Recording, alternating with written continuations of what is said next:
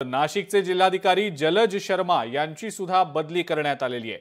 जळगावचे जिल्हाधिकारी आयुष प्रसाद यांची आता नाशिकच्या जिल्हाधिकारीपदी नियुक्ती करण्यात आलेली आहे।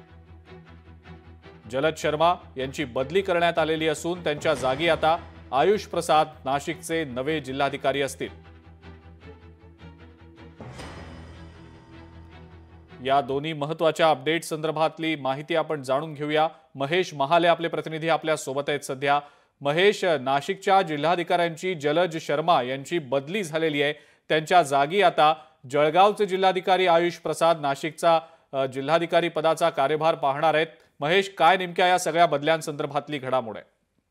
अगदी खरं आहे अजिंक्य। खरं तर आगामी सिंहस्थ कुंभमेळ्याच्या पार्श्वभूमीवर जर आपण बघितलं तर मोठे प्रशासकीय फेरबदल जे आहे ते करण्यात आलेले आणि या सगळ्या पार्श्वभूमीवर जर बघितलं तर नाशिकचे जे सध्याचे जिल्हाधिकारी होते जलज शर्मा त्यांची बदली करण्यात आलेली आहे। ते सध्या आता नाशिकचा NMRDA चा कारभार बघणार आहे। मात्र त्यांच्या जिल्हाधिकारी पदाच्या जागेवर जळगावचे जे जिल्हाधिकारी आहे आयुष प्रसाद त्यांची ही वर्णी जी आहे ती लागलेली आहे।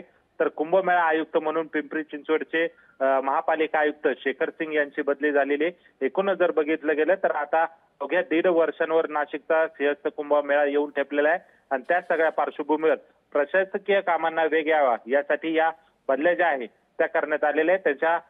त्याच्यामुळे आता या ज्या नियुक्त्या करण्यात आलेल्या आहेत त्यांच्या माध्यमातून प्रशासकीय घडामोडींना जर बघितलं तर वेग येणार आहे आणि आगामी सिंहस्थ कुंभमेळ्याचं काम जे आहे ते जोरदार पद्धतीने कशा पद्धतीने करता येईल यासाठी या सगळ्या बदल्या केल्याची जी चर्चा आहे ते एकंदरीतच सगळीकडे रंगू लागलेली आहे। ठीक आहे महेश, धन्यवाद सविस्तर माहिती दिली त्याबद्दल।